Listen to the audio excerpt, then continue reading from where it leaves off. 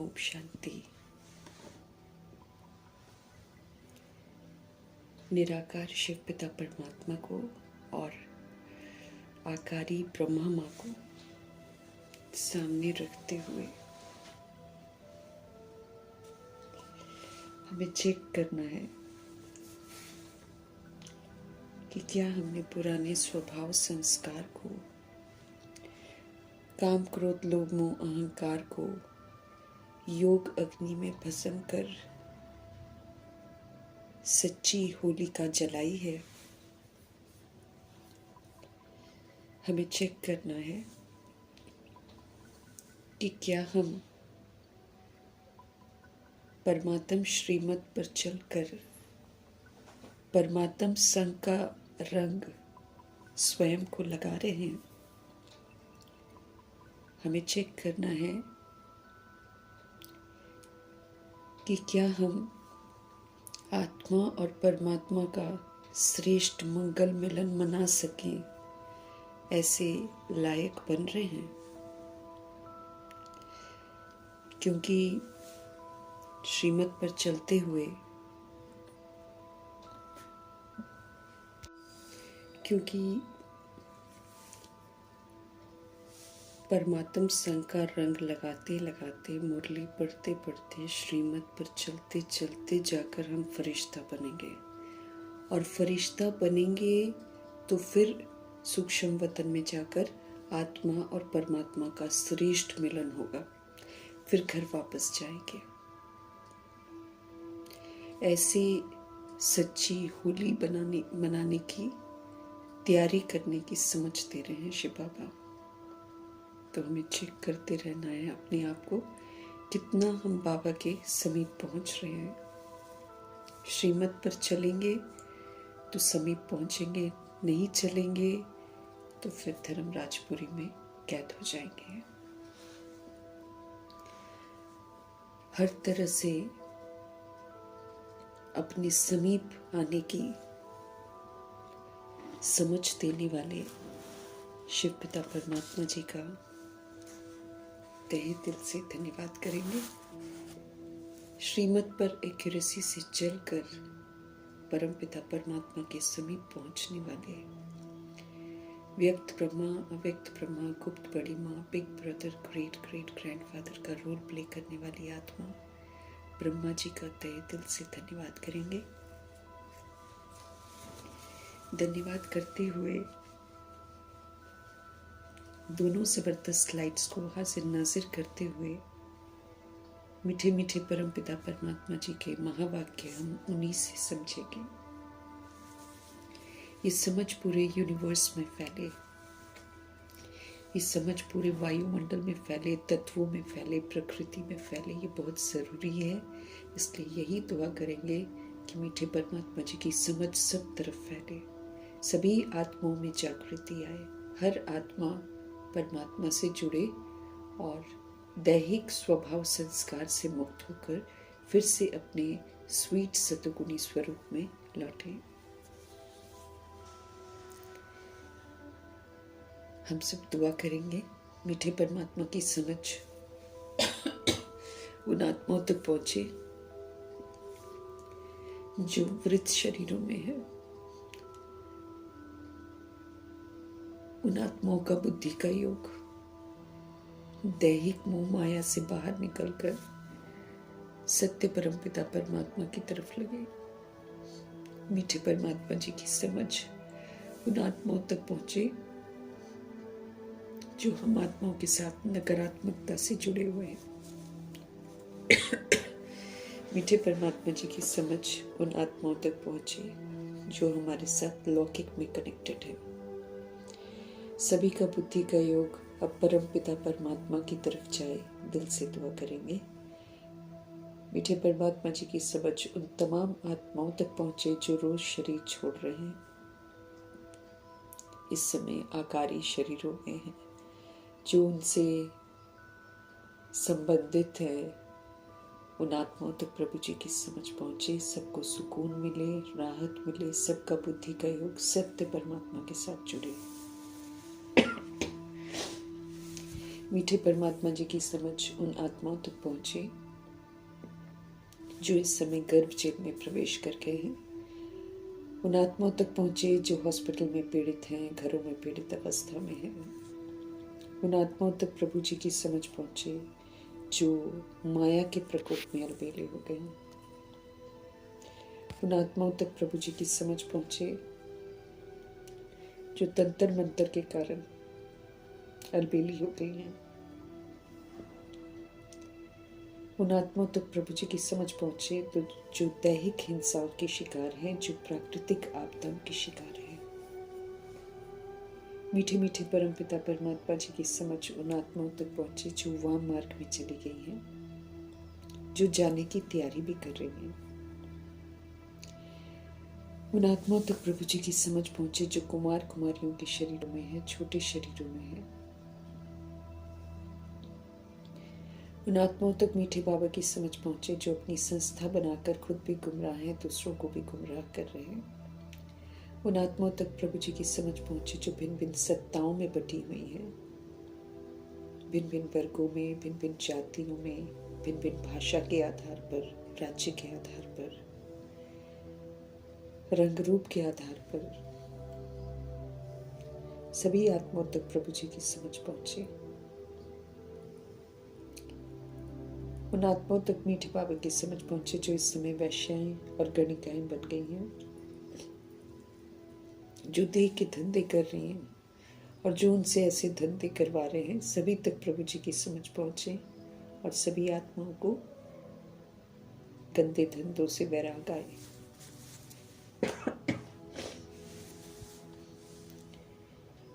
मीठे परमात्मा जी की मीठी समझ उन आत्माओं तक पहुंचे जो भूत प्रेत आत्मा बनकर भटक रही हैं। उन आत्माओं तक पहुंचे जो तंत्र मंत्र रिद्धि सिद्धियां कर रही हैं। उन आत्माओं तक प्रभु जी की समझ पहुंचे जो भिन्न भिन्न नशों में धुत हैं। उन आत्माओं तक पहुंचे जो अंग तस्करियां कर रहे हैं, जो ह्यूमन फ्लैश, एनिमल फ्लैश खाने के शौकीन हो गए हैं। उन आत्माओं तक प्रभु जी की समझ पहुंचे जहां अभी तक समझ पहुंची ही नहीं है। अपने लिए भी हम दुआ करेंगे कि जो बाबा कह रहे हैं कि सच्ची होलिका जलाओ, फिर परमात्मा कहते मेरे संग के रंग में रंगो, रंगते रंगते वो मंगल मिलन के लिए तैयारी करो जो वापस घर जाने के पहले वतन में होगा। ये जो होमवर्क बाबा हमको देते हैं, इस पर हमारा विशेष ध्यान दे रहे। ये भी हम अपने लिए दिल से दुआ करेंगे। दुआ करते हुए देखेंगे आज हमारे परमपिता परमात्मा किस विधि से हम आत्माओं को अपने समीप आने का तरीका बता रहे हैं। मीठे मीठे बाबा बोले, मीठे बच्चे, बाप को ज्ञानी तो आत्मा बच्चे ही प्रिय है। ज्ञानी तो आत्मा मना जो बाबा बोले वही हम करें, हमारे आचरण में समझ आ जाए बाबा की, तब कहलाते हैं ज्ञानी तो आत्मा। तो मीठे मीठे बाबा को वो बच्चे प्यारे लगते हैं जो ज्ञानी तो आत्मा बनते हैं। इसलिए बाप समान मास्टर ज्ञान सागर बनो। शिव पिता परमात्मा कहीं भी बेसमझी नहीं करते हैं,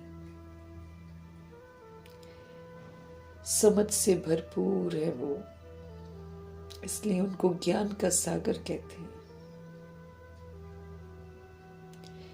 वो सिर्फ बोलते नहीं है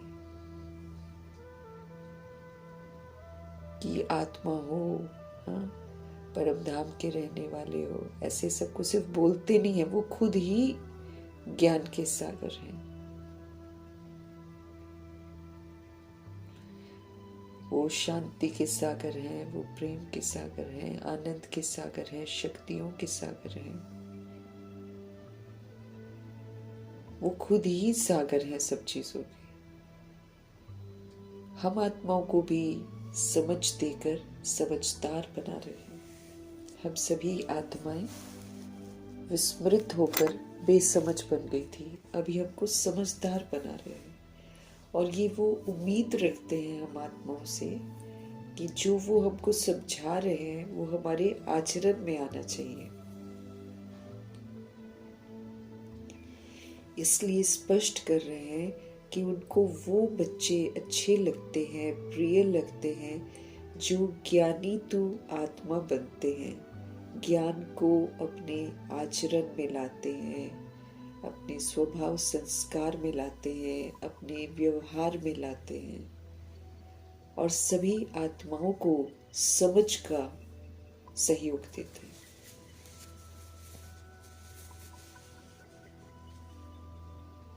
परमात्म ज्ञान हम आत्माओं को समझदार बनने के लिए ही मिल रहा है ना। पहले हम बेसमझी करे जा रहे थे, अब हमको समझ दे रहे हैं। तो वह सारी जो समझ है वो हम आत्माओं के व्यवहार में आ जाए, क्योंकि द्वापर युग और कलयुग की जो सोल्स हैं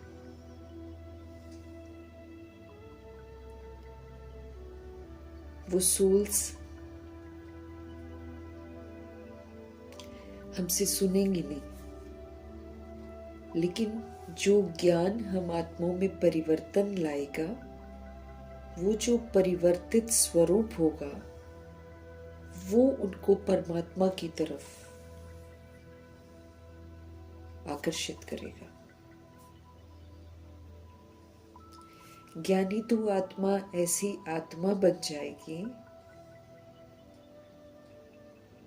बाबा कहते हैं ज्ञानी तो आत्मा को दैहिक दृष्टि से कोई नहीं देखेगा, बल्कि उसे देखेगा तो परमात्मा की याद आ जाएगी।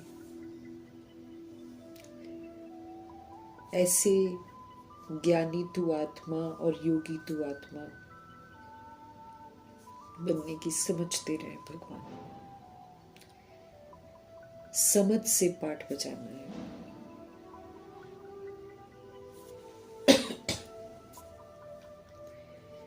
दुनिया विस्मृत है, बेसमझी का पाठ बजा रही है। हमको समझ का पाठ बजाना है। दुनिया अशांत है,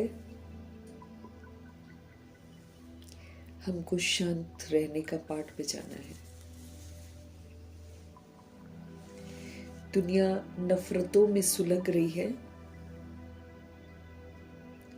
हमको प्रेम स्वरूप बनना है। उनको प्रेम का, रूहानी प्रेम का सहयोग देना है और सबको एक जैसा आत्मिक वाला। दुनिया शक्तिहीन है इस समय। हमें विस्तार को सार करने का, समेटने का, सहन करने का, बुराइयों का सामना करने का, सहयोग देने का, परखने का, निर्णय करने का, परिवर्तन करने का आत्मा को सहयोग देना है। आत्माएं दिल शिकस्त है, हमें रूहानी आनंद में रहते हुए उनको आनंद का सहयोग देना है।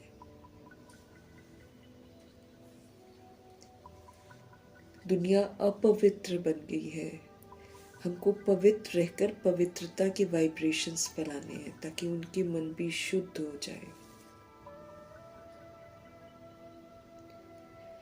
ऐसे ज्ञानी तो आत्मा बनना है। ज्ञान अगर कहता है कि मैं आत्मा हूं, तो बाबा का कहना है कि चलते फिरते फिर हमारी आत्मिक स्मृति बनी रहे। फिर आत्मा परमात्मा का बच्चा हूं, उस विधि से पाठ बजाना है। मुझे बोलना न पड़े कि मैं आत्मा परमात्मा का बच्चा हूँ, लेकिन हमारा व्यवहार वो सबूत दे कि आत्मा परमात्मा का बच्चा है। ये अलौकिक है।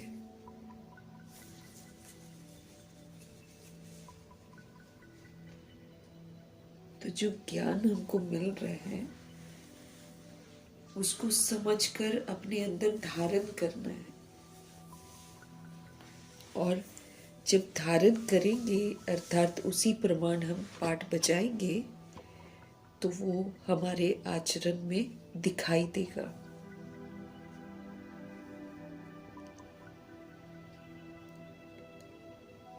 तो बाबा को ज्ञानी तू आत्मा बच्चे प्रिय है, जो ज्ञान को यूज करते हैं।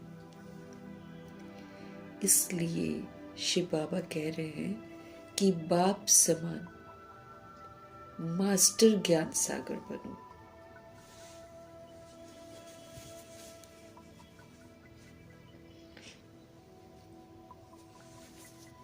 बाबा तो हमारा ज्ञान का सागर है। ब्रह्मा जी ज्ञान का सागर, मास्टर ज्ञान का सागर बनकर दिखाते हैं, अर्थात ज्ञान को यूज करते हैं परिस्थितियों में, व्यवहार में, सब जगह चलते फिरते उठते बैठते वो ज्ञान को यूज करते हैं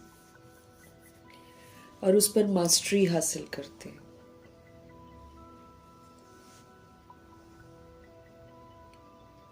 ऐसे ही बाबा हमको भी बोलते हैं, ज्ञान को प्रैक्टिकल में यूज करके दिखाओ, मास्टर बनो, ज्ञान रत्नों से खेलो। रोज परिस्थितियां आती हैं, पेपर आते हैं, सब कुछ होता है, बाबा कहते वहां पर ज्ञान को यूज करो।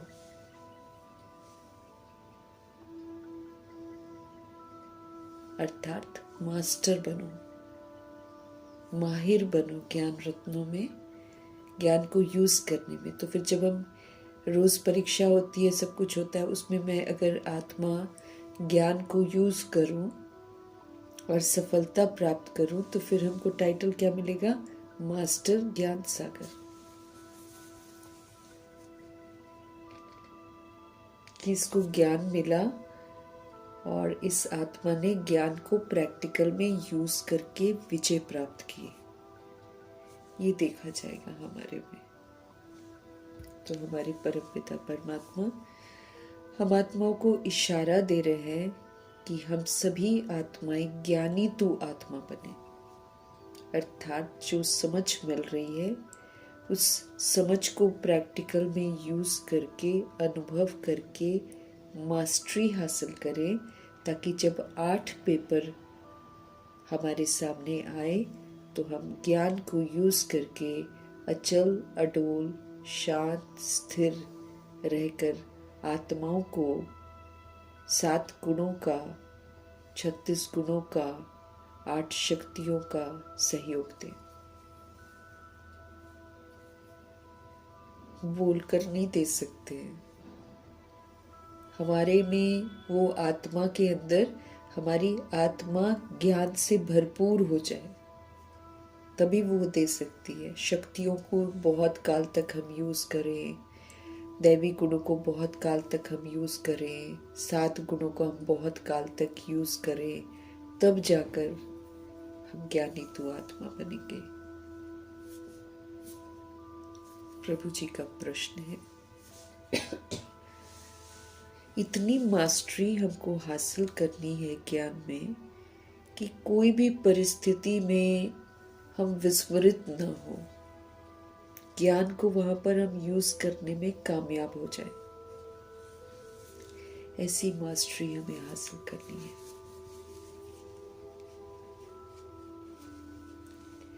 प्रश्न है, कल्याणकारी युग में बाप सभी बच्चों को कौन सी स्मृति दिलाते हैं? ये कल्याणकारी युग चल रहा है हमारे लिए, दुनिया में कलयुग है, लेकिन अगर हम भगवान का परिचय प्राप्त करते हैं और हमको अच्छा लगता है, हम पवित्रता की प्रतिज्ञा करते हैं, तो हमारे लिए कल्याणकारी युग, संगम युग की शुरुआत हो जाती है। तो इस कल्याणकारी युग में बाप सभी बच्चों को कौन सी स्मृति दिलाते हैं? हम विस्मृत हो गई आत्माओं को परम पिता परमात्मा स्मृति ही तो दिलाते हैं। तरह तरह की स्मृतियां बाबा दिलाते हैं। पूछ रहे हैं हमसे, कल्याणकारी युग में बाप सभी बच्चों को कौन सी स्मृति दिलाते हैं? उत्तर है उनका, बच्चे, तुम्हें अपना घर छोड़े 5000 वर्ष हो गए हैं। तुमने 5000 वर्ष में 84 जन्म लिए हैं। अब ये अंतिम जन्म है। ये भगवान से मिला हुआ 84वां जन्म अंतिम जन्म है। वानप्रस्थ अवस्था है, इसलिए अब घर जाने की तैयारी करो।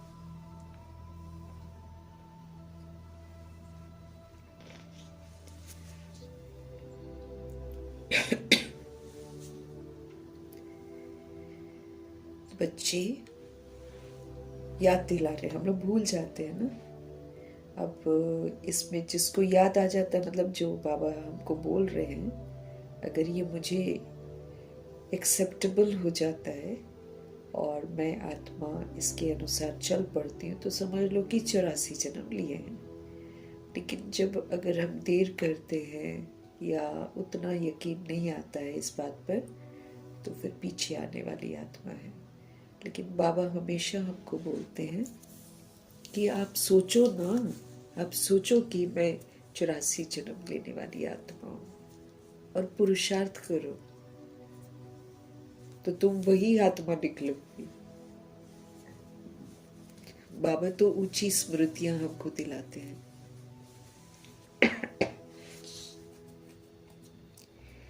स्मृति दिला रहे हैं, चाहे ये हमारा 84 जन्म हो या फिर 80 वाला जन्म हो, चाहे कोई भी जन्म हो, लेकिन ये अंतिम जन्म है। वानप्रस्थ अवस्था है आत्मा की। वानप्रस्थ देह अभिमान में भले वो सोचे कि हमको और जीना है या हम और जिएंगे, लेकिन आत्मा जो पुनर्जन्म में आई है, उसने 83 जन्म लिए हैं, 83 शरीर लिए हैं। उस 83 शरीर में जो आत्मा है, उसको बाबा मरजीवा बनाते हैं और फिर 84वां जन्म शुरू होता है, जिसमें आत्मा पूरा अपने आप को करेक्ट करती है, पुराने स्वभाव संस्कार से अपने आप को मुक्त करती है, परीक्षाएं देती है, वगैरह वगैरह। 84वां जन्म। तो आत्मा 83 जन्म लेकर उसकी जो अवस्था है वो जड़ीभूत हो गई है, वो वानप्रस्थ वाली हो गई है, वो वाणी से परे जाने की अवस्था हो गई है। इसलिए मीठे परमात्मा कहते हैं, अब घर जाने की तैयारी करो। वाणी से परे जाने का टाइम आ गया है। मतलब अपने वाणी से परे कहाँ है? इस धरा पर तो वाणी से परे नहीं है। हमारा जो घर है वो वाणी से परे है, वहां पर आवाज नहीं है, वाणी नहीं है वहां पर। तो वानप्रस्थ अवस्था है, इसलिए अब घर चलने की तैयारी करो, फिर सुखधाम में आएंगे। घर जाएंगे, ऐसा नहीं है कि घर ही में रहेंगे, फिर सुखधाम में आएंगे। भल गृहस्थ व्यवहार में रहो, गृहस्थ बनाना नहीं है और, लेकिन जो गृहस्थ है उसमें रहते हुए भल गृहस्थ व्यवहार में रहो, लेकिन इस अंतिम जन्म में पवित्र बनकर बाप को याद करो।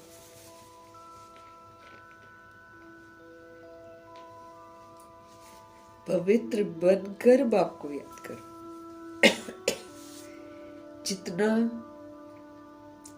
हम आत्माएं मन वचन कर्म से पवित्र होते जाएंगे, उतना बाप को हम याद कर सकेंगे, है ना। बाबा ने तो बोला ना, एक के प्रति भी तुम नेगेटिव सोचोगे तुमको योग नहीं लगेगा। इसीलिए बोल रहे हैं इस अंतिम जन्म में पवित्र बनकर बाप को याद करो। पुराना स्वभाव संस्कार उसको यूज मत करो। क्यों?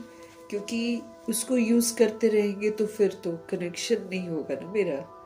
इसीलिए उसको बिंदी लगा देना है जो पास्ट है, और फिर नया अटेंशन से, है ना, अपने मन का शुद्धिकरण करते हुए बाबा को याद करते जाना है।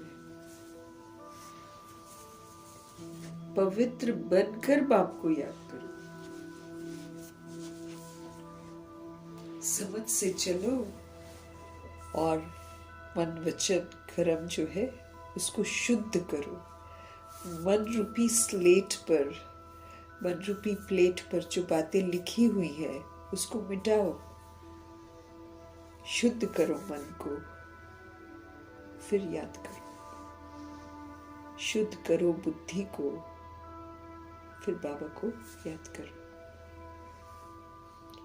फीड करो उसमें, बुद्धि में ज्ञान फीड करो, बार बार बार बार फीड करो, तो बुद्धि भी स्वच्छ होगी, मन भी साफ होगा।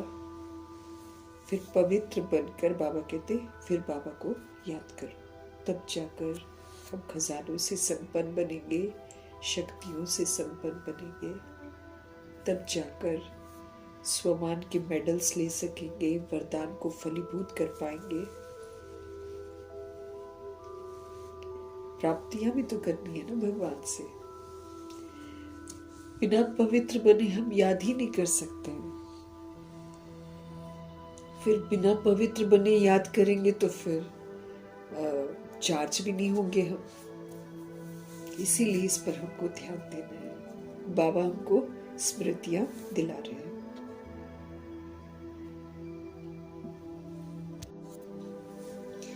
बच्चे स्मृति दिला रहे हैं, हमको याद रखना है कि मैं आत्मा अपना घर परमधाम छोड़कर 5000 वर्ष हो गए मुझे बाबा से अलग और घर से अलग। अपने आप को स्मृति दिलानी है। हम आत्माओं ने 5000 वर्ष में 84 जन्म लिए। अब स्मृति क्या रखनी है? ये मेरा अंतिम जन्म है, ये मेरी वानप्रस्थ अवस्था है, वाणी से परे जाने का टाइम है। इसलिए मुझे अब घर जाने की तैयारी करनी है, फिर हम सुखधाम में आएंगे। भल गृहस्थ व्यवहार में रहना है, लेकिन ये जो अंतिम जन्म है इसमें पवित्र बनकर बाप को याद करना है।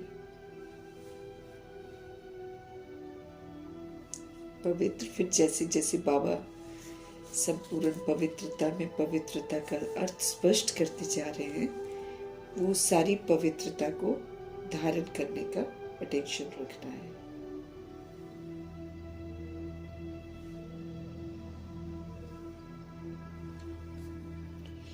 गीत है, महफिल में जल उठी क्षमा परवानों के लिए। क्षमा शिव बाबा सभा में आते हैं मधुबन में। किन के लिए आते हैं? हम आत्मा रूपी परवानों के लिए। अब कुछ तो परवाने हैं जो फेरी पहन कर चले जाते हैं, और कुछ है जो कुर्बान चले जाते हैं। तो ऐसा परवाना बनना है जो कुर्बान चला जाए क्षमा पर। क्षमा लाइट है, प्रकाश है। गीत में तो दूसरे तरीके से बनाते हैं, लेकिन हमारे लिए क्षमा लाइट है। बाबा इस सृष्टि रूपी ड्रामा में आते हैं, महफिल में आते हैं, और हम आत्माओं को प्रकाश देते हैं। फिर हम आत्माएं या हम आत्मा रूपी परवाने कितना कुर्बान जाते हैं, कितना प्राप्ति करते, वो हमारे ऊपर है। ओम शांति। बच्चों ने ये समझा है कि भगवान एक है। हमने समझा है कि भगवान एक है, गॉड इज वन। सभी आत्माओं का वो पिता एक ही है। उनको परम पिता परमात्मा कहा जाता है। सृष्टि का रचता एक है।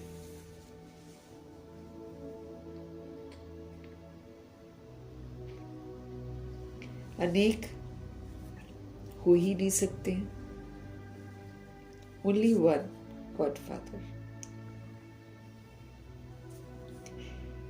इस सिद्धांत के अनुसार मनुष्य अपने को भगवान तो कहला ही नहीं सकते हैं।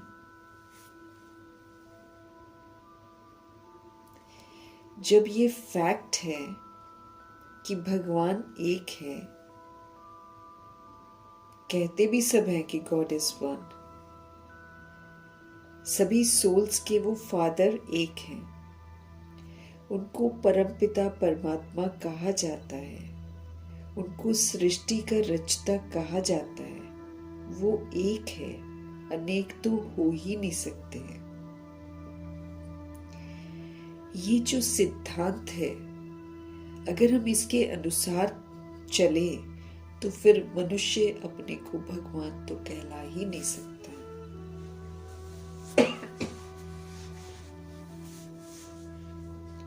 अभी तुम ईश्वरीय सर्विस के निमित्त बने हो। भगवान जी ने हमको ईश्वरीय सर्विस के निमित्त बनाया है।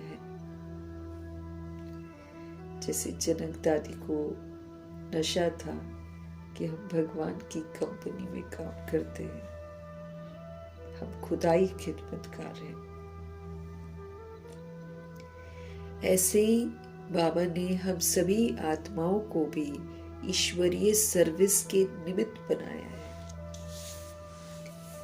ईश्वर नई दुनिया स्थापन कर रहे हैं, जिसको सतयुग कहा जाता है। वहां सच्चे लोग रहते हैं, वहां अपने को आत्मा समझते हैं, वहां ब्रिकुटी में देखते, शरीर से आकर्षित नहीं होते।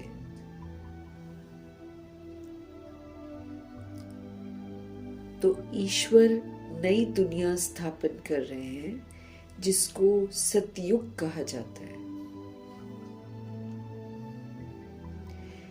उसके लिए तुम लायक बन रहे हो। अभी हम सभी आत्माएं बाबा से पढ़ रहे हैं, हम सतयुग में जाने के लायक बन रहे हैं।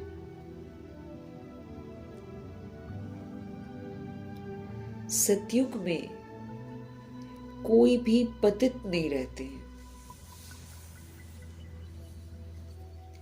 अभी तुम पावन बन रहे हो। वहां जाना है तो फिर वहां का जो अवस्था है, वहां की जो रीति रस्म है, वो फिर हमको यहाँ पर धारण करनी है, क्योंकि समझ हमको यहाँ पर मिलती है। सतयुग कैसा होता है, वो बाबा हमको बताते हैं। उस सच्चाई को एक्सेप्ट करते हुए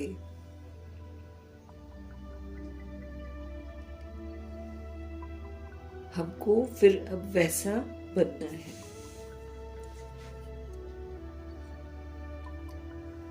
अभी तुम ईश्वरीय सर्विस के निमित्त बने हो। ईश्वर नई दुनिया स्थापन कर रहे हैं, जिसको सतयुग कहा जाता है। उसके लिए फिर तुम लायक बन रहे हो। सतयुग में स्पष्ट कर रहे हैं भगवान, कोई भी पतित वहां पर नहीं रहते हैं। तो फिर यहाँ से कोई पतित पना अगर हमारे अंदर रहेगा तो हम थोड़ी जा सकते हैं। स्पष्ट कर रहे हैं भगवान कि वहां कोई पतित नहीं रहते हैं। अब संपूर्ण पवित्रता में जो पूरी इतनी पवित्रता का विस्तार बाबा ने स्पष्ट कर रखा है अपने महावाक्यों में, उसके विपरीत जो भी बातें हमारे अंदर हैं, वो जब तक हमारे अंदर हैं तब तक हम पतित हैं, है ना। संपूर्ण पवित्रता की जो पूरी परिभाषा है वो परमपिता परमात्मा जी ने संपूर्ण पवित्रता वाली जो किताब है उसमें स्पष्ट किया हुआ है।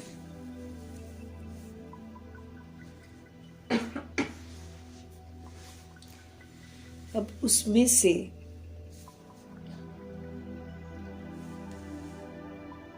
जो भी सपोज करो हम व्यर्थ सोचते हैं तो हम पतित हैं। हमारी दृष्टि वृत्ति अगर बॉडी वाली है हम पतित हैं, क्योंकि सतयुग में आत्माएं ब्रिकुटी में देखती हैं एक दूसरे के।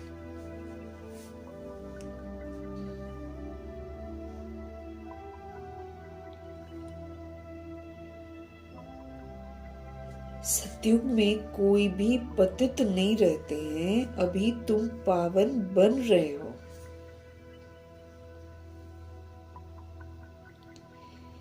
कहते हैं पतित पावन मैं हूं और तुम बच्चों को श्रेष्ठ मत देता हूं। कहते हैं पतित पावन मैं हूं और तुम बच्चों को श्रेष्ठ मत देता हूं कि मुझ अपने निराकार बाप को याद करने से तुम पतित तमो प्रधान से पावन सतो प्रधान बन जाएंगे।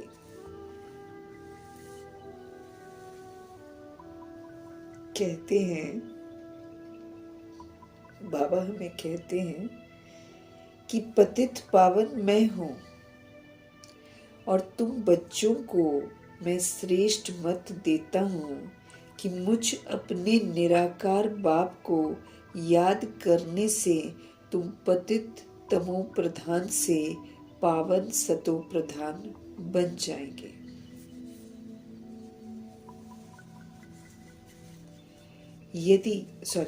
याद रूपी योग अग्नि से तुम्हारे पाप नाश हो जाएंगे।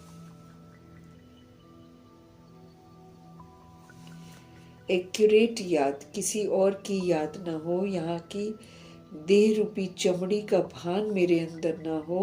मैं आत्मा जब परमात्मा को याद करूंगी, याद रूपी योग अग्नि से हमारे पाप जो है वो नाश हो जाएंगे। पाप हमने किए हुए हैं। सबसे पहले तो इसको एक्सेप्ट कर लेना है कि पाप हमने किए हुए हैं।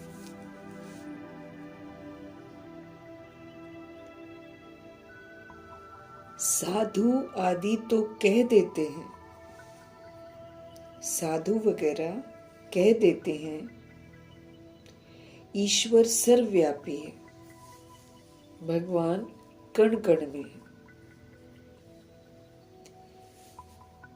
एक तरफ कह देते हैं भगवान एक है, फिर यहाँ तो बहुत अपने को भगवान कहलाते हैं, इस दुनिया में भी अखाड़े बना लेंगे, और फिर जब लोग उनको बोलते हैं भगवान भगवान, वो तो किसी को नहीं बोलते हैं कि हम भगवान नहीं हैं, स्वीकार कर लेते हैं, अपने आप को भगवान ही समझना शुरू कर देते हैं।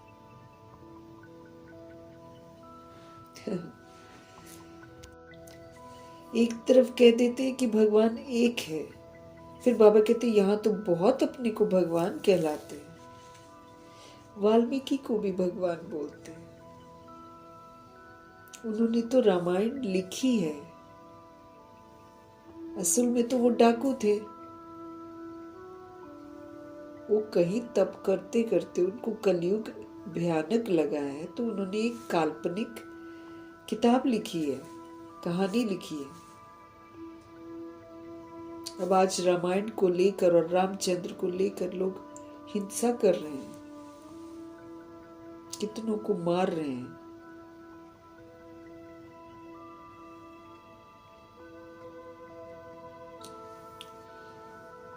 श्री श्री 108 जगत गुरु भी कहलाते हैं आज के समय में, अपने आप को श्री श्री का टाइटल देते हैं, और फिर एक जना है वो कहता है मैं श्री श्री 108 जगत गुरु हूं।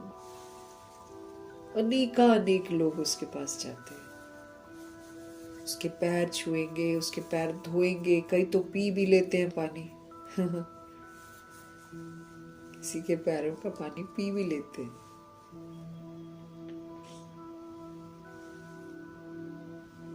गुरुद्वारे में कहेंगे साध संगत है, जो लोग जाते हैं ना उनको बोलते हैं साध संगत है ये, जिसका जिक्र गुरुओं ने ग्रंथ में किया है, वो साध संत ब्रह्मा कुमार ब्रह्मा कुमारियां हैं, जैसे दादियां हैं, ब्रह्मा जी हैं, सरस्वती जी है ना, उनका गायन किया हुआ है, लेकिन कोई समझाने वाला नहीं है, इसलिए वो लोग समझते हैं कि जितने भी लोग आते हैं, संगत जो आती है गुरुद्वारे में, वो सारी साध संगत है। अब सब तो विकारों में जाते हैं, कई तो ड्रिंक करते हैं, नॉनवेज खाते हैं, वो जाते हैं वहां पर, तो साध संगत कहां से हो गए वो। लेकिन अंधश्रद्धा इतनी है कि वहां पर जो मिट्टी होती है ना, पैरों की धूल जो होती है, उसको इकट्ठा करते हैं बकायदा लोग, और फिर कहते हैं इसको पानी में डालकर इससे नहाओ तो ठीक हो जाओगे।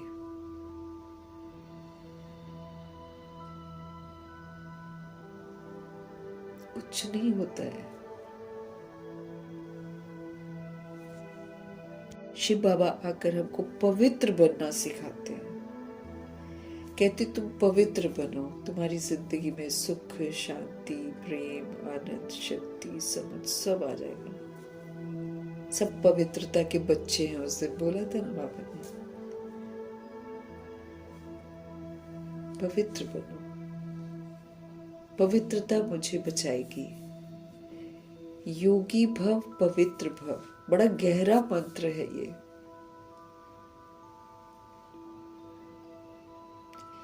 ये मंत्र जो है, यही हमको सर्व दुखों से, गति दृष्टि वृत्ति वालों से,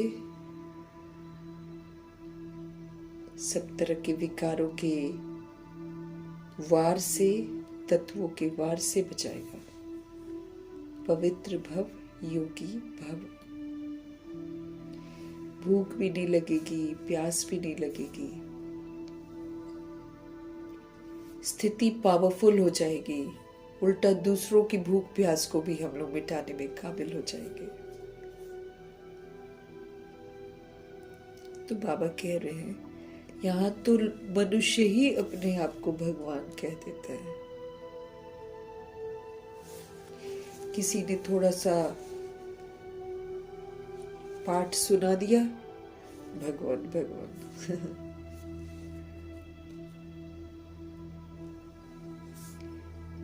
एक श्री श्री जी हैं, वो अपने आप को श्री श्री बोलते हैं, फिर श्री श्री 108 जगत गुरु हैं। अब जगत का गुरु तो एक ही बाप है। शिव बाबा कहते हैं गुरु कौन है जो हमको सही रास्ता दिखाए। दुनिया में सारे गुरुओं को भी ले लो, है ना, कौन गाइड कर रहा है हमको? हाँ, गुरु नानक जी ने वो मनमना भव जप साहिब और सुखों की मणि मिलेगी, इसका उन्होंने स्पष्टीकरण किया। निराकार की उन्होंने महिमा करी। फिर बाकी के गुरुओं ने भी उसमें भगवान का ही बताया, लेकिन मनुष्य है ना, पूरा तो नहीं बता पाएंगे। फिर गुरु नानक जी ने बोला 10वें चोले में मैं फिर से तुमसे मिलूंगा, किसी को बोला था। तो उसके पहले उन्होंने सारे चोले बदले होंगे। 10वें चोले में वो गुरु गोविंद सिंह जी बने। गुरु गोविंद सिंह जी ने भी शरीर छोड़ने से पहले बोला कि कोई भी गुरु नहीं है, ये गुरु ग्रंथ साहिब गुरु है, ये गाइड करेगा, आप लोग इसकी गाइडेंस पर चलना, गुरु मत बनाना। लेकिन आज बहुत सारे गुरु बने हुए हैं और भी बने हुए हैं, वो फिर अपना अपना जैसे मठ पद बना लेते ना, वैसे अलग अलग बने हुए हैं। नीली पगड़ी बांध लेंगे, नीली बेल्ट बांध लेंगे तो बोलेंगे कि हम अलग हैं। फिर कुछ वो होते हैं निहंग भी होते हैं, मतलब अलग अलग ग्रुप। हर रिलीजन जो है इस समय ग्रुप्स में डिवाइडेड है।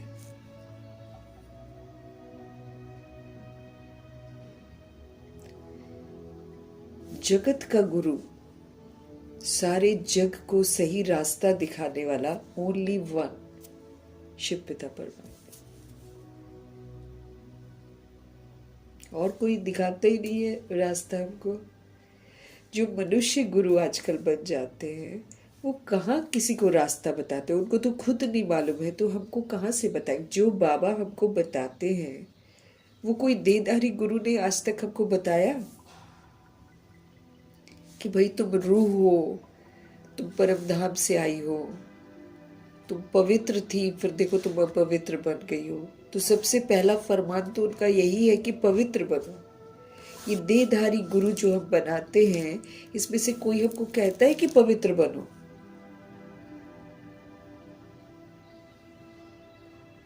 कोई गाइड करता है हम कहाँ से आए हैं, हम कौन हैं, हम किसके हैं, हमको क्या करना चाहिए? कोई बताता है क्या? तो बाबा को स्पष्ट करना पड़ता है कि जगत का गुरु तो एक ही बाप है, सारे जगत को पावन। कोई देहधारी गुरु पावन बनाएगा क्या? वो तो कभी नहीं बोलेगा कि तुम शादी मत करो।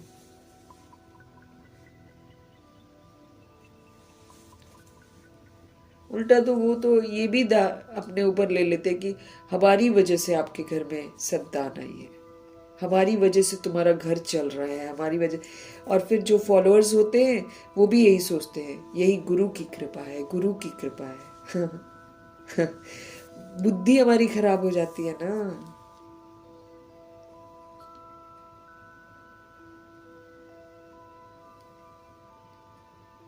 पावन बनाता है क्या वो गुरु? लेकिन एक डर लोगों के अंदर बस जाता है, नहीं नहीं ऐसा करेंगे ना हमारे घर में, और कुदरती कुछ हो भी जाएगा ना, बस बोलेंगे वो चीज मैंने भक्ति छोड़ दी ना, मैंने ये छोड़ दिया ना, इसलिए ये हो गया।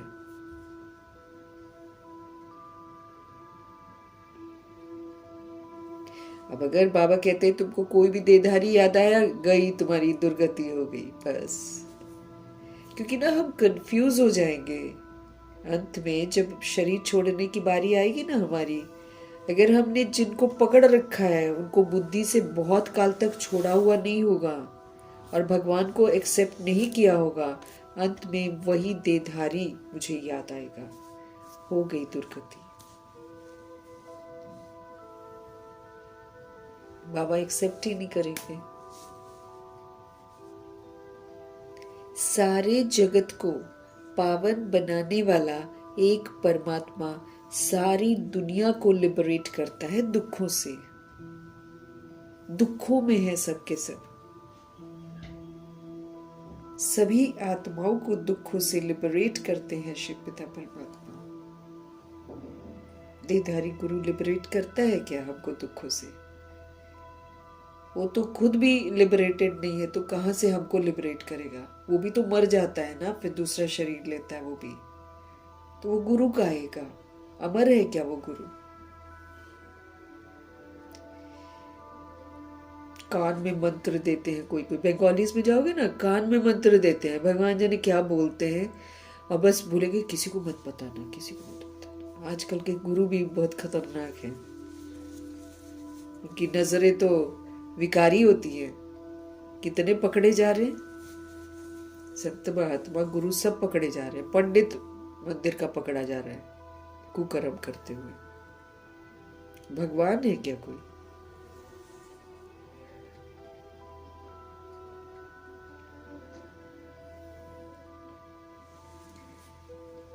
दुखों से कौन लिबरेट करता है? सुख कौन देता है हमको? सच कौन बताता है हमको? शिव बाबा।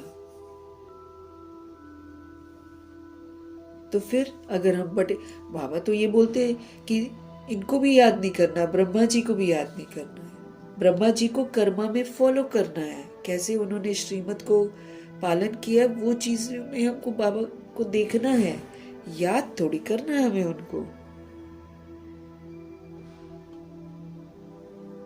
याद तो हमको किसी और को भी नहीं करना, किया चलो जी जाओ उसी के पास।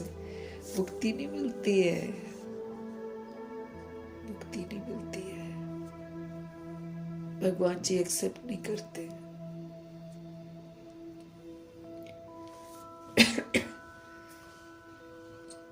पता है ना, वो भाई गिरा ऊपर से नीचे, उसके मुख से दीदी निकला है, बस घूमता रहा सेंटर में। दीदी जहां जहां चले पीछे पीछे आहट हो, वो रुके, कौन है कौन है, वहीं पर रहा 1 साल तक, जब तक दीदी ने उसको मुरली सुना सुना के उसका बुद्धि का योग परमात्मा से जोड़कर उसको मुक्त नहीं करवाया, वो पीछे पीछे ही घूमता रहा।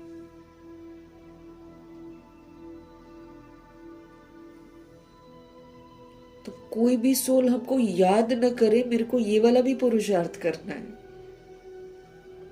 किसी भी सोल का, चाहे वो हमारे समीप संबंध हो चाहे कुछ भी हो, कोई भी सोल मुझे याद न करे, इसका भी हमको पूरा ध्यान रखना है।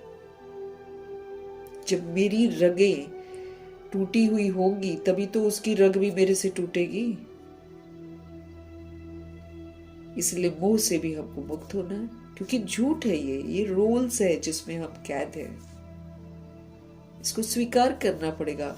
अच्छे से स्वीकार कर लेंगे तो सुखी रहेंगे, नहीं अच्छे से स्वीकार करेंगे तो धर्मराजपुरी में स्वीकार करवाया जाएगा सजाओं के द्वारा।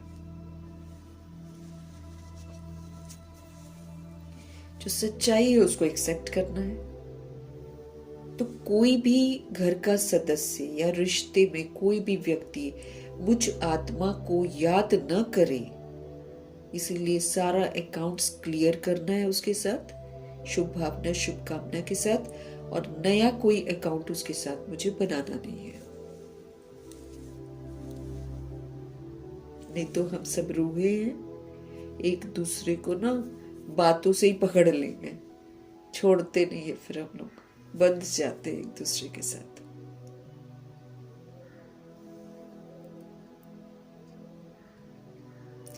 वही तो दुख हरता सुख करता है। दवाइयां मेरे दुख दूर नहीं करेंगी। ये तो कलयुगी फ्रूट है, बाबा कहते थोड़े समय के लिए चलता है ये। आखिर तो एक दिन आता है जब बाबा चले जाते हैं तो हमारे कर्मों का हिसाब किताब होता है। वहां दवाई काम ही नहीं करेगी, हॉस्पिटल बंद। वैसे भी लोगों का विश्वास जो है ना दवाइयों से और डॉक्टर से उठता ही चला जा रहा है, क्योंकि ये महज एक बिजनेस बन गया है। पैसा पैसा।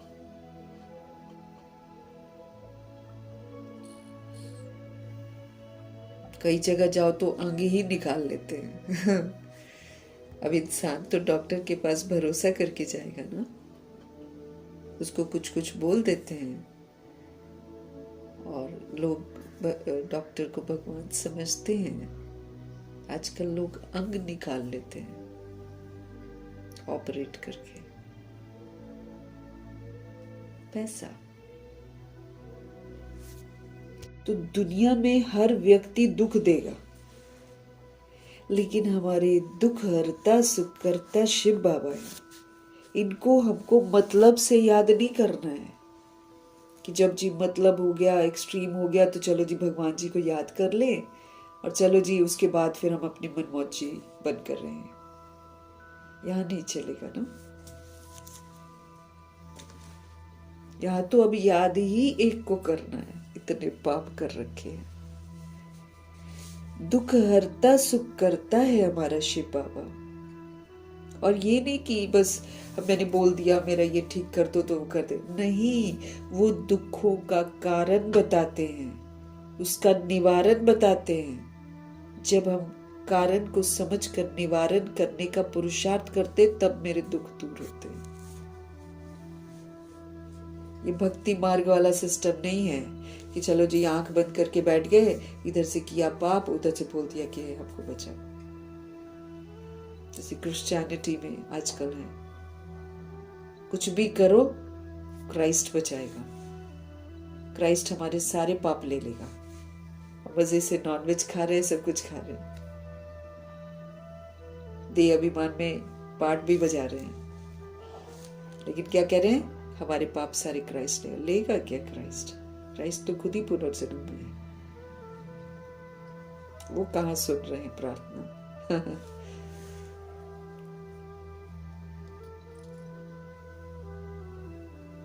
दुख हरता सुख करता है हमारा बाबा। समझ देते बच्चे, तुमने ये किया है इसलिए तुमको दुख है। अब तुम विकार को छोड़ दो, तुम्हारे दुख दूर हो जाएंगे, सुख मिल जाएगा। ऐसा है हमारा बाबा, हमको समर्थ बनाता है, हमको काबिल बनाता है। ये नहीं कि मैं बैठ जाऊं और बोलूं कि मुझे ठीक कर दो, नहीं, श्रीमत पर चलो, करेक्ट करो। देह अभिमान है उसको हटाओ, काम क्रोध लोभ मोह अहंकार है उसको उठाओ, हटाओ, पास्ट की स्मृतियां जो है उनको हटाओ, है ना। अब हमको क्या बोला बाबा ने? होलिका जलाओ, बोला ना। किसकी होलिका जलाने के लिए बाबा ने बोला? कि तुम्हारे अंदर अब पुराना स्वभाव संस्कार नहीं होना चाहिए। कौन सा पुराना? काम क्रोध लोभ मोह अहंकार, इसके बाल बच्चे, इसको तुम योग अग्नि में भस्म करके होलिका जलाओ। हमको ये वाली होलिका जलानी है। फिर बाबा ने कहा होलिका जल गई, अब क्या करो? अब परमात्मा के संग का रंग लगाओ। कैसे लगेगा मेरे को संग का रंग? मुरली पढ़ते जाओ, मुरली में जो बोला जा रहा है वो करते जाओ, याद करते जाओ, करते जाओ, करते जाओ। संग का रंग लगता जाएगा, लगता जाएगा, लगता जाएगा। और जो बाबा कह रहे वो करते जाओ, करते जाओ, तो कर्मयोगी फरिश्ता बनते जाएंगे, बनते जाएंगे। फिर एक दिन जाकर आत्मा और परमात्मा का मंगल मिलन होगा। कहाँ पर? सूक्ष्म वतन। फिर वहां से उड़ जाएंगे आत्मा बनकर। वहां तक पहुंचने का हमको होमवर्क मिला हुआ है। विनाश के पहले जो एक विकराल वाला होगा, जो थर्ड वर्ल्ड वॉर जो होगा, जब चारों तरफ हिंसाएं शुरू हो जाएंगी, तब की बात है कि बाबा तो चला जाएगा। अब बाबा चला गया मतलब डिस्कनेक्ट हो गया बाबा ड्रामा से। चला गया मतलब वो तो सूक्ष्म वतन में ही है ना। लेकिन जैसे विनाश शुरू हो जाएगा, बाबा डिस्कनेक्ट हो जाएगा ड्रामा से। और जो बच्चे सूक्ष्म वतन तक पहुंच गए होंगे अवस्था में, वो उड़ जाएंगे बाबा के साथ। होमवर्क कंप्लीट नहीं हुआ होगा मेरा, तो हम लोग यहीं पर रहेंगे। उड़ना है ना। उड़ने के लिए हमको एकदम लाइट बनना है। लाइट बनने के लिए पुराना जितना भी हमारा देह अभिमान है, देह का भान है, उसकी जो कमी कमजोरियां हैं, उसकी होलिका जलानी है। और फिर जो परमात्मा कहे जा रहे हैं वो करते जाना है, करते जाना है। फिर जाकर वो जो सूक्ष्म वतन में वापस घर जाने से पहले एक मंगल मिलन होना है सबका। जो वहां पर तक पहुंच जाएंगे ना, उनका प्रभु के साथ मिलन होगा। उसको मंगल मिलन कहते हैं। वो है होली। जो मनानी है शिव बाबा के साथ। फिर वहां से आत्माएं उड़ जाएंगी बिद्दी बनकर।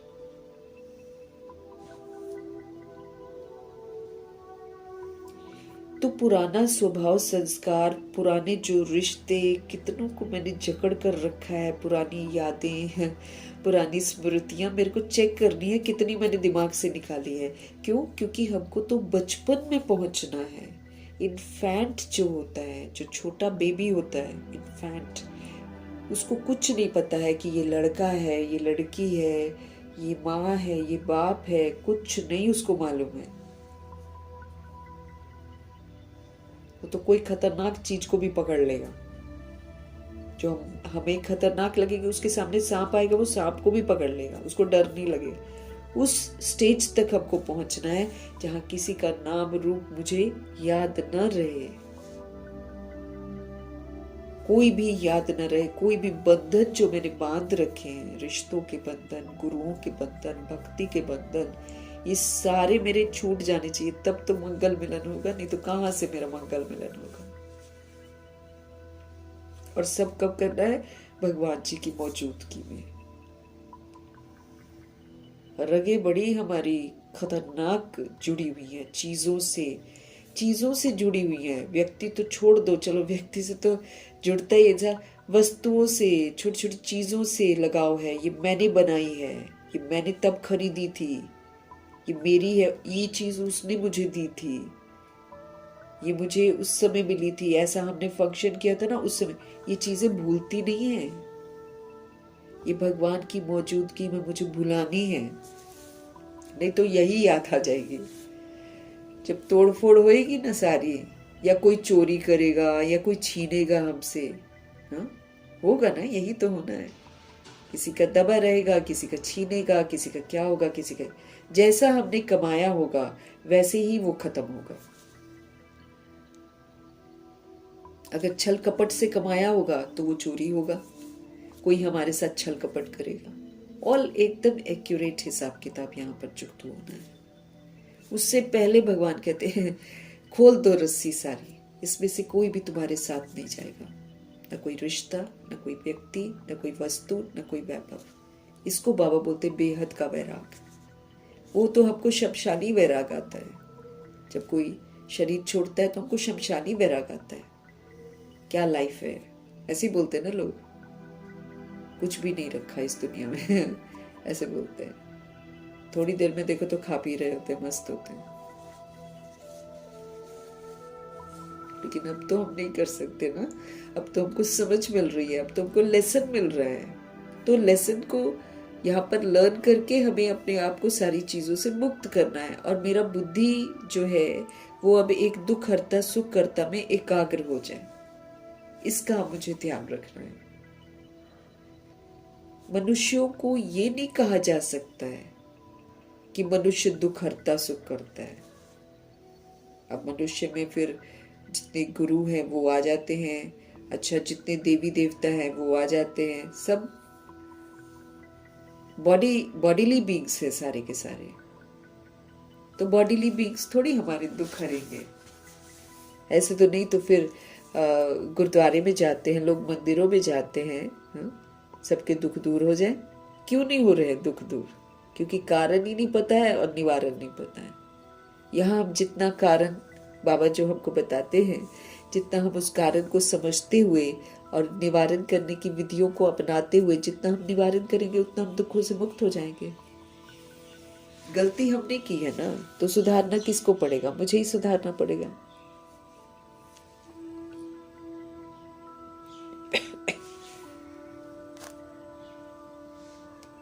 ये है ही पतित दुनिया बाबा कहते हैं ये है ही पतित दुनिया। तो यहाँ पर दुख हरता सुख करता कौन बनेगा?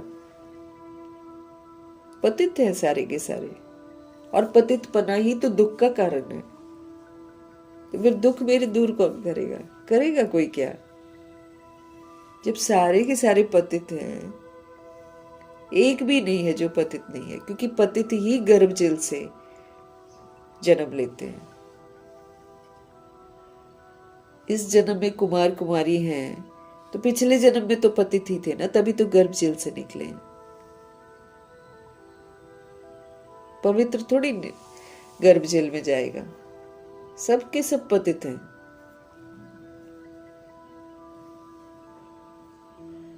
बाबा कहते हैं यहाँ सब पतित है, ये है ही पतित दुनिया, सब पतित है यहाँ पर।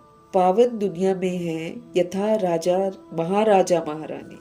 जो पवित्र दुनिया है वहां तो हमारे ब्रह्मा जी महाराजा हैं और मातेश्वरी जी महारानी हैं। वो प्योर वर्ल्ड है। फिर प्रजा भी वहां पर पवित्र है। सतयुग में पूज्य महाराजा महारानी होते हैं, वो पूजनीय है एकदम, कितने सुंदर सुंदर प्योर प्योर होंगे वो लोग।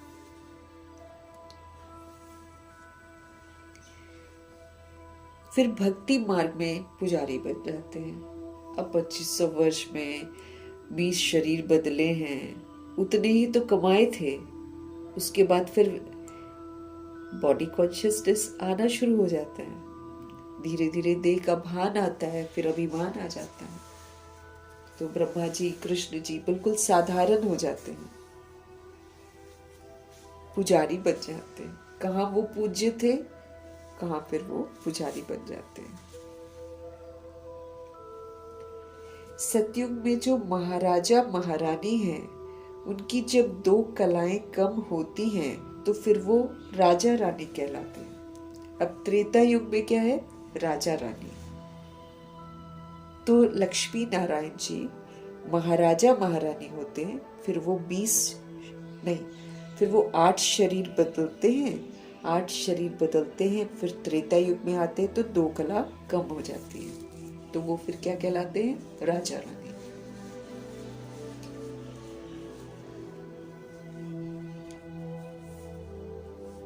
ये सब बातें डिटेल की हैं, नहीं तो 1 सेकंड में जीवन मुक्ति है। बाबा कहते हैं अगर रियलाइजेशन हो जाए तो 1 सेकंड में जीवन में रहते हुए मुक्त अवस्था हो सकती है।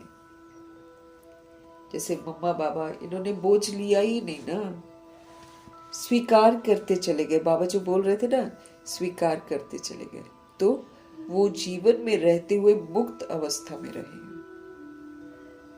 नहीं तो ब्रह्मा जी के पास तो वैरायटी बच्चे थे, कुछ तंग भी करते थे, कुछ छोड़ के भी चले गए थे, बहुत कुछ होता था ना, लेकिन वो जीवन में रहते हुए मुक्त अवस्था में रहे, किसी के प्रभाव में नहीं आए।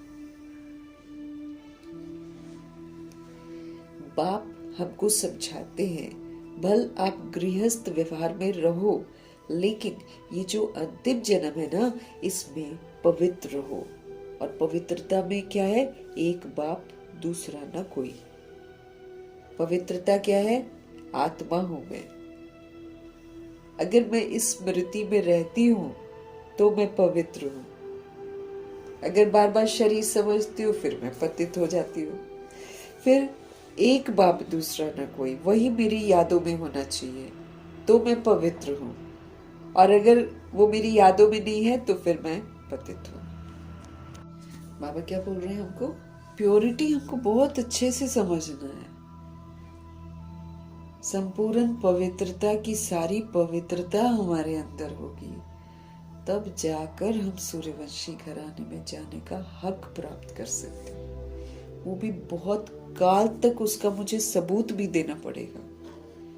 और आखिर में बाबा ने क्या बोला था, आखिर में भी उसमें से 4 प्रश्न मेरे सामने आएंगे, मेरी पवित्रता को चेक करने के लिए 4 बातें होंगी पूरी किताब में से, हर आत्मा के सामने।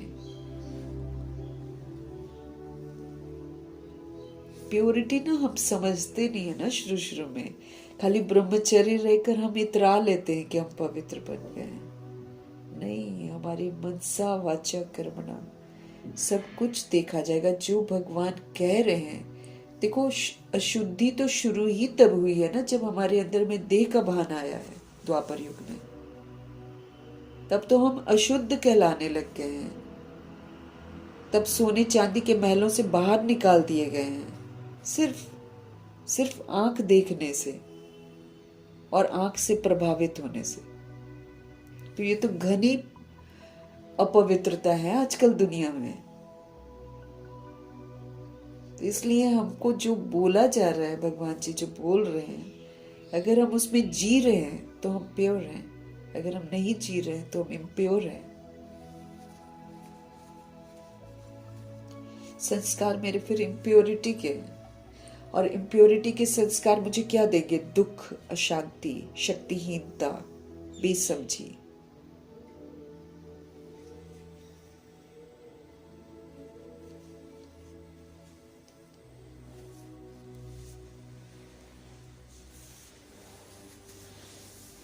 बाबा कह रहे हैं,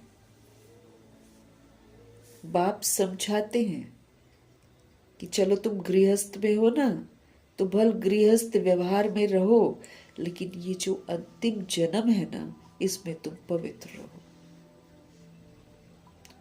अब वानप्रस्थ अवस्था है, वानप्रस्थ व शांति धाम एक ही बात है। वाणी से परे जाना, शांति धाम जाना, परम धाम जाना, स्वीट होम जाना, एक ही बात है। यहाँ आत्माएं ब्रह्म तत्व में रहती हैं, जिसको फिर ब्रह्मांड कहा जाता है, परम धाम। वास्तव में आत्माएं कोई अंडे मिसल नहीं है, अंडा भी बड़ा है। आत्मा कोई अंडे मिसल नहीं है, आत्मा तो बहुत सूक्ष्म स्टार है। देखो बॉडी में घुसती है, निकलती, पता नहीं चलता है।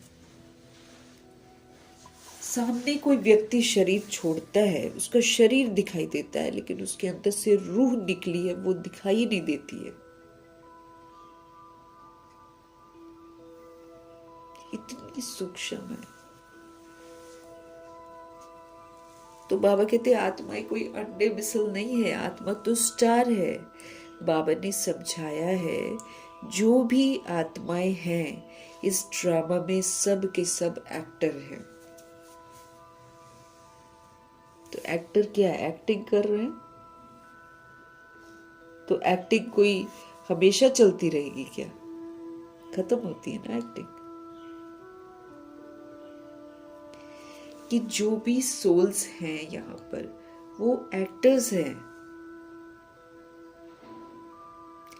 जैसे एक्टर्स नाटक में ड्रेस बदलते हैं ना, भिन्न भिन्न पार्ट बजाते हैं एक्टर्स, ये भी एक बेहद का नाटक चल रहा है। बेहद का क्यों? क्योंकि ये 5000 वर्ष का है।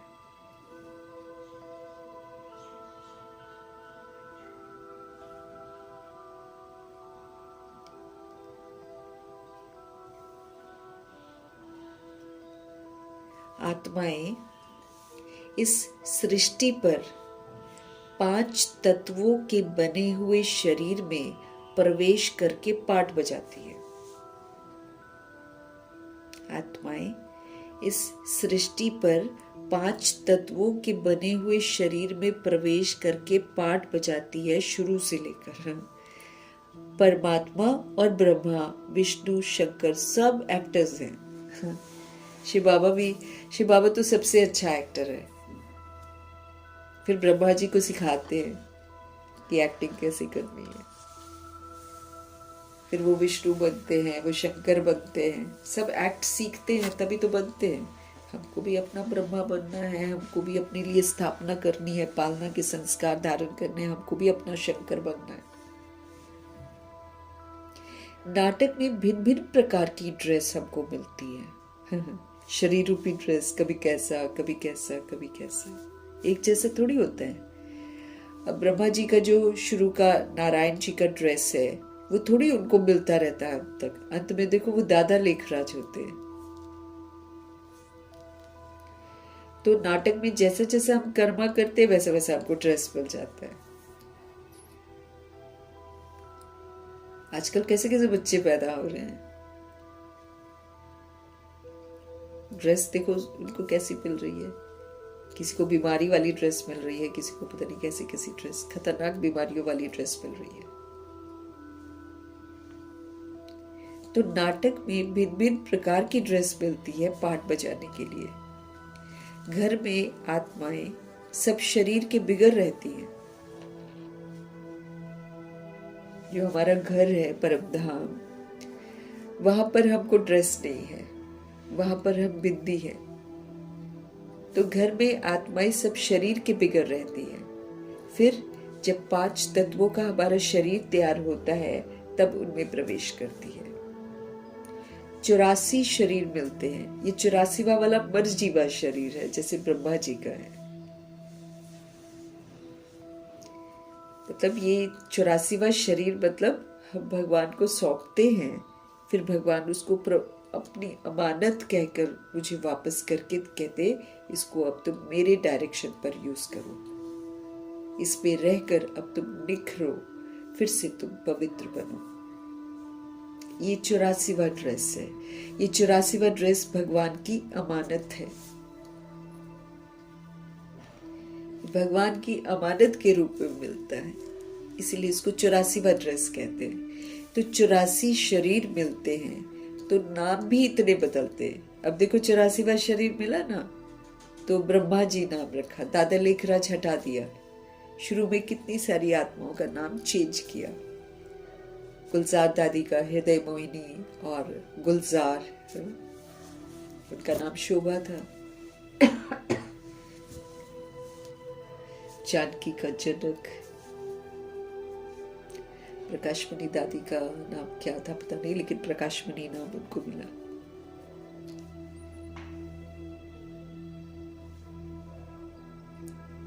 तो 84 शरीर जब मिलते हैं तो नाम भी इतने ही बदलते हैं। 83 जन्म लिए तो 83वां नाम ब्रह्मा जी का दादा लेखराज था, और फिर उसके बाद बाबा ने उनका नाम ब्रह्मा रखा। तो नाम बदला ना 84वां जन्म। बाकी बच्चों को बीके बीके नाम मिल जाते हैं। आत्मा का नाम एक है।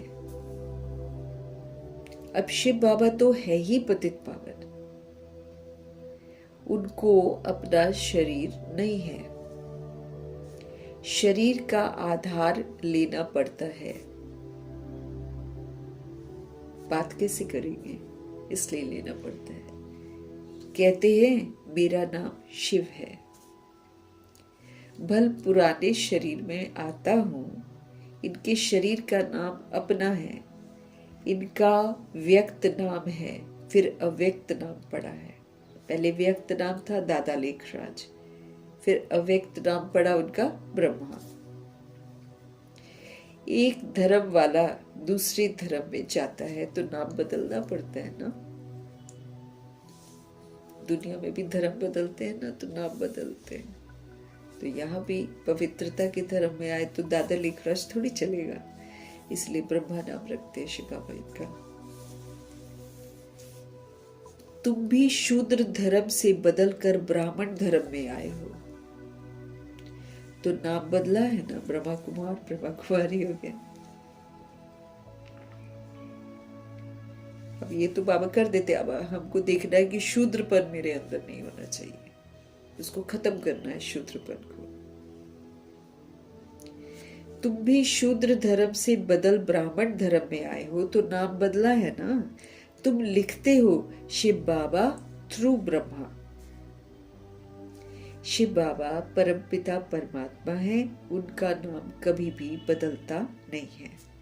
शिव बाबा ब्रह्मा के द्वारा स्थापना करा रहे हैं, सुंदर दुनिया की स्थापना करा रहे हैं। आदि सनातन देवी देवता धर्म की स्थापना करा रहे हैं। जो प्राय लोप हो गया है, जो पावन पूजित थे, वे ही पतित पुजारी बन जाते हैं। 84 जन्म पूरे किए हैं, अब फिर से देवी देवता धर्म स्थापन होता है। गाया हुआ है परम पिता परमात्मा आकर ब्रह्मा के द्वारा फिर से स्थापना कराते हैं। तो ब्राह्मण तो फिर जरूर चाहिए। ब्रह्मा और ब्राह्मण फिर कहां से आए? शिव बाबा आकर ब्रह्मा के द्वारा एडॉप्ट करते हैं, कहते हैं तुम हमारे हो। बाबा आकर हम आत्माओं को कहते हैं कि तुम हमारे हो। शिव बाबा के बच्चे तो हो ही, फिर ब्रह्मा के द्वारा पोत्रे हो जाते हो, क्योंकि शिव बाबा के पास प्रॉपर्टी है सारी, ब्रह्मा जी के पास प्रॉपर्टी नहीं है, इसीलिए प्रजापिता ब्रह्मा के थ्रू हमको जब प्रॉपर्टी देते हैं तो हम सभी सोल्स फिर उनके पुत्र पुत्रियां हो जाते हैं। पिता तो एक है सारी प्रजा का। अगर प्रजा का देखें, इस दुनिया में जो ड्रामा चलता है, तो इस दुनिया में जो सारी दुनिया है उसमें फिर एक प्रजापिता ब्रह्मा है, फिर सारी प्रजा हो जाती है। इतने सब बच्चे कुमार कुमारियां हैं, उनको शिव बाबा ब्रह्मा के द्वारा अडॉप्ट करते हैं। मनुष्यों को पता थोड़ी है, बाप आकर आदि सनातन देवी देवता धर्म स्थापन करते हैं तो ऐसे नहीं कि नए सिर आते रहते हैं, नहीं, यहीं से अडॉप्ट करते हैं बाबा। जिसे दिखाते हैं कि प्रलय हुई फिर पत्ते पर सागर में कृष्ण आया, ऐसा तो नहीं है। अब ये तो सब कहानियां बना रखी हैं। ये वर्ल्ड की हिस्ट्री ज्योग्राफी रिपीट होती ही रहती है।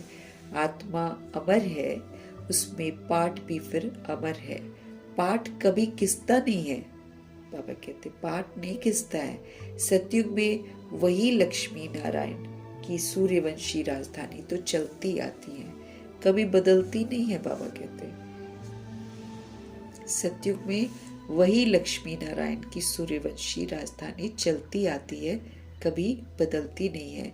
दुनिया नई से पुरानी, पुरानी से नई होती रहती है। हर एक को अविनाशी पाठ मिला हुआ है, हर एक को अविनाशी पाठ मिला हुआ है। हम करते हैं, रिकॉर्ड भी करते हैं, वही वाला पाठ मेरे को मिलेगा। इसलिए बाबा बोलते हैं सोच समझ कर पाठ बजाओ, क्योंकि जो तुम बजा रहे हो वही तुमको फिर बजाना पड़ेगा। यही वाला पाठ तुमको मिलेगा जो तुम बजा रहे हो। इसीलिए सोच समझ कर बजाओ, ऐसा बजाओ कि जब हमको पाठ मिले तो हमको अच्छा लगे, हम दुखी ना हो, हम कर्मों को ना कूटे कि ऐसा क्यों वैसा क्यों, है ना। बाबा कहते सबको अविनाशी पाठ। ये पाठ विनाश नहीं होता है, जो हम लिख लेते हैं वो विनाश नहीं होता है। अभी ये टाइम है अपने पाठ को चेंज करने का, श्रेष्ठ भाग्य बनाने का, अभी ही टाइम है। उसके बाद तो कोई एक्ट हमको सिखाएगा नहीं ना, एक्ट तो बाबा अभी सिखा रहे हैं हमको। बाप कहते हैं भक्ति मार्ग में भगत जिस जिस भावना से भक्ति करते हैं ना, वैसा ही साक्षात्कार कराता हूँ।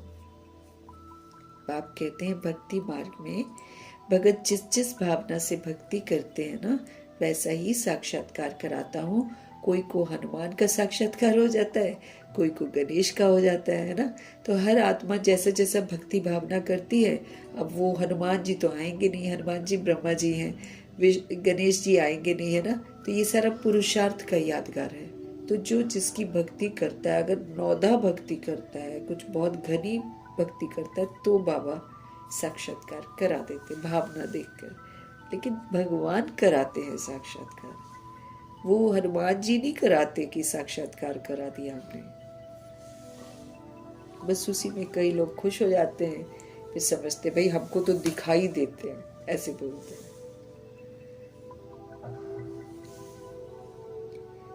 बाबा कहते उनकी शुभ भावना को बाबा पूरा करते हैं। ये भी ड्रामा में नूद है। मनुष्य फिर समझते हैं कि भगवान तो सब में है, इसलिए सर्वव्यापी कह देते हैं। भगत माला भी है। मेल्स में नारद शिरोमणि गाया जाता है, फीमेल में मीरा के लिए गाया जाता है। भगत माला अलग है, रुद्र माला अलग है, ज्ञान की माला अलग है। भगत अलग है, रुद्र शिव की माला अलग है, और फिर ज्ञान की माला अलग है। भक्तों की माला कभी पूजते नहीं है। रुंड माला यानी कि 108 की विजयंती माला ना, वो पूजी जाती है। ऊपर में फूल है, फिर बेरू है, बेरू दाना, ब्रह्मा जी, सरस्वती जी, फिर उसके बाद है सारे बच्चे जो राजगद्दी पर बैठते हैं। 108 राजगद्दी में बैठते हैं। विजयी माला, विजयंती माला, उसको लोग पूजते हैं। क्यों? क्योंकि वो 108 विजयी रतन बनते हैं भगवान की श्रीमत पर चलकर, इसलिए उनकी पूजा होती है। नंबरवार होती है लेकिन पूजा होती है, और वो राजगद्दी पर भी बैठते हैं। विजयंती माला ही विष्णु की माला है। जो विजयंती माला है ना 108, यही विष्णु की माला है। ये लोग विष्णु के घराने में आती हैं आत्माएं। भक्तों की माला का सिर्फ गायन होता है। ये रुद्र माला तो सब फेरते हैं। तुम भगत नहीं, तुम ज्ञानी हो। बाप कहते हैं मुझे ज्ञानी तू आत्मा जो है ना वो बहुत अच्छे लगते हैं। बाप ही ज्ञान का सागर है। तुम बच्चों को ज्ञान दे रहे हैं। माला भी तुम्हारी पूजी जाती है। 8 रत्नों का भी पूजन होता है, क्योंकि ज्ञानी तू आत्मा है ना, इसलिए उनकी पूजा होती है। वो ज्ञान को यूज करते हैं, उसका स्वरूप बनते हैं 8 रत्न। इसीलिए 8 की माला भी या 8 रत्नों की पूजा होती है। अब जैसे पत्थर धारण कराते हैं ना, तो फिर कैसे करते हैं? पहले पंडित उसको पढ़ता है, उसको गंगा जल में धोता है, पता नहीं क्या क्या मंत्र बोलता है, फिर देते हैं, फिर धारण करनी होती है। तो 8 रत्नों का भी पूजन होता है, क्योंकि ज्ञानी तू आत्मा है, तो उनकी पूजा होती है।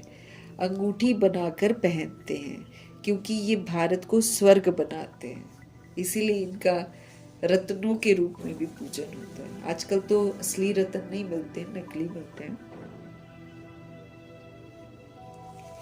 लेकिन बाबा कहते हैं अंगूठी बनाकर पहनते हैं, क्योंकि ये भारत को स्वर्ग बनाते हैं। पास विद ऑनर बनते हैं 8 रत्न, इसीलिए इनका महत्व हो जाता है। तो उनका गायन है।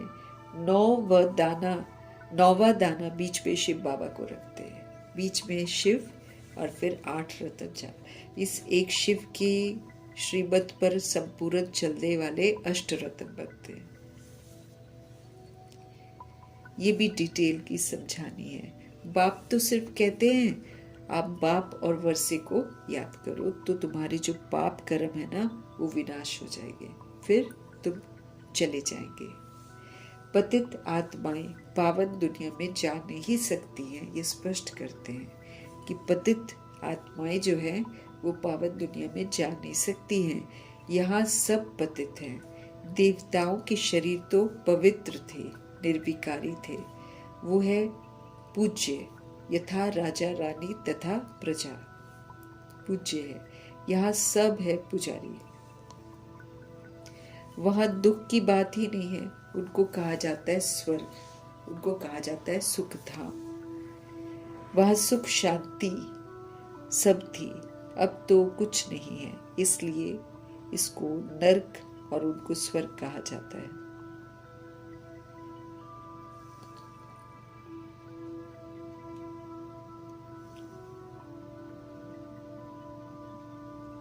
बाबा कहते हैं हम आत्माएं शांति धाम में रहने वाली हैं।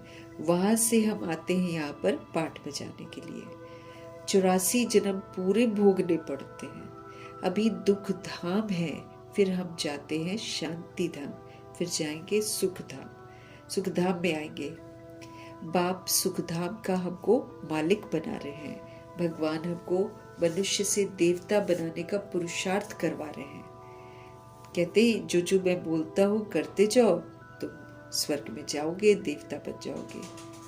तुम्हारा है ये संगम युग। हमारे लिए संगम युग चल रहा है। बाप कहते हैं मैं कल्प के संगम युगे आता हूँ। युगे युगे नहीं, हर युग में नहीं आता हूँ। पूरा कल्प जो है वो जब बीतने वाला होता है तब मैं आता हूँ। मैं संगम युग में एक ही बार सृष्टि को बदलने आता हूं। सतयुग था, अब कलयुग है, फिर सतयुग आना चाहिए। ये है कल्याणकारी संगम युग।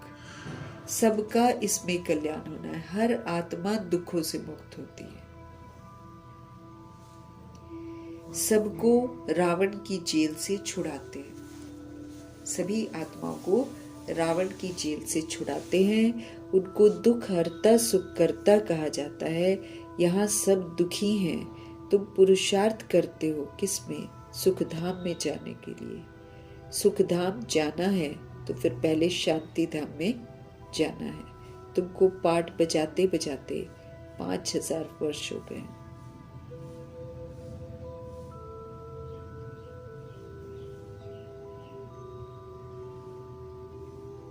बाबा कहते हैं यहाँ सब दुखी हैं। सतयुग था, अब कलयुग है, फिर सतयुग आना चाहिए। ये है कल्याणकारी संगम युग, इसमें सबका कल्याण होना है। सबको रावण की जेल से बाबा छुड़ाते हैं। उनको दुख हरता सुख करता कहा जाता है। यहाँ सब के सब दुखी हैं। तुम पुरुषार्थ करते हो सुख धाम में जाने के लिए। सुख धाम जाना है तो फिर पहले शांति धाम में जाना है। तुमको फिर पाठ बजाते बजाते 5000 वर्ष हो गए। बाप समझाते हैं तुमको अपना घर छोड़े 5000 वर्ष हो गए हैं।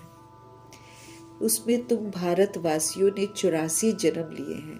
अब तुम्हारा अंतिम जन्म है। सबकी इस समय वानप्रस्थ अवस्था है, वाणी से परे जाने का समय है। छोटा है बड़ा है, सबका सबको जाना है। गायन भी है, ज्ञान का सागर व रुद्र। ये है शिव ज्ञान यज्ञ। पतित पावन शिव है, परमात्मा भी शिव है। रुद्र नाम भक्तों ने रख दिया है, वरना उनका नाम हमेशा शिव ही है। उनका असल नाम एक ही शिव है। शिव बाबा प्रजापिता ब्रह्मा के द्वारा स्थापना करवाते हैं। ब्रह्मा एक ही है। ये पतित फिर वही ब्रह्मा पावन बनते हैं। तो फिर जब पावन बनते हैं तो फरिश्ता बन जाते हैं। फिर फरिश्ता बन के सेवा करते हैं। जो सूक्ष्म वतन में दिखाते हैं ना, वो दूसरा ब्रह्मा नहीं है, ब्रह्मा एक ही है। ये व्यक्त है, जो प्रजापिता है धरती पर है तो व्यक्त है, और जब वतन में है तो फिर अव्यक्त है। एक ही ब्रह्मा है, लेकिन वो संपूर्ण है।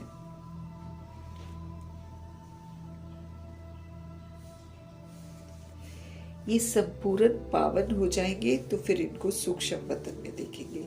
वहां हड्डी मांस नहीं होता ना, आकारी शरीर होता है। वहां तो लाइट का शरीर होता है।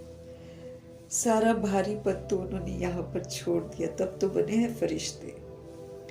बाबा ने समझाया था जिस आत्मा को शरीर नहीं मिलता है ना, वो भटकती रहती है। अब कर्म कुछ ऐसे हो जाते होंगे उससे, तो फिर वो सुइसाइड जैसे जैसे जीव घात जो करते हैं, उनको फिर जल्दी शरीर नहीं मिलता है ना। तो बाबा ने समझाया था कि जिस आत्मा को शरीर नहीं मिलता है ना, वो फिर भटकती रहती है। उनको भूत कहते हैं, है वो आत्माएं, लेकिन भटकती है तो उसको भूत कहते हैं। जब तक शरीर मिले तब तक भटकती रहती है। कोई अच्छी होती है, कोई फिर बुरी भी होती है। अब आत्मा जैसा पाठ बजाती होगी वैसी होती है।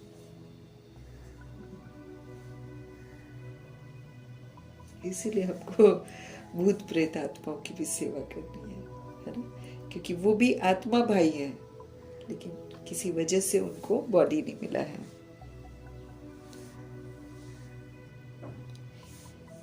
तो बाप हर एक बात की हमको समझाने देते हैं। वो ज्ञान का सागर है तो जरूर समझाएंगे ना हमको। 1 सेकंड में जीवन मुक्ति है।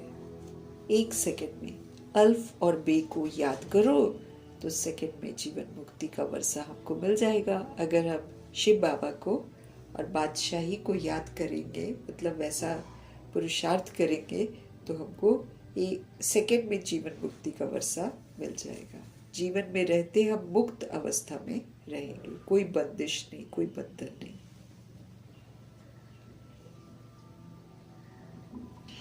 कितना सहज है, नाम ही है सहज राजयोग। वो समझते हैं भारत का योग ये था, परंतु ये वो सन्यासियों का हठ योग है।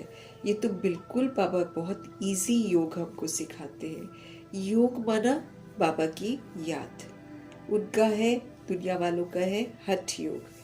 ये है सहज राजयोग। बाप कहते हैं मुझे इस प्रकार याद करो।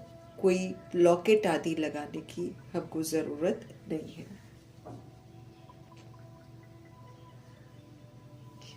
तुम तो बच्चे हो ना बाप के, तुम सिर्फ बाप को याद करो।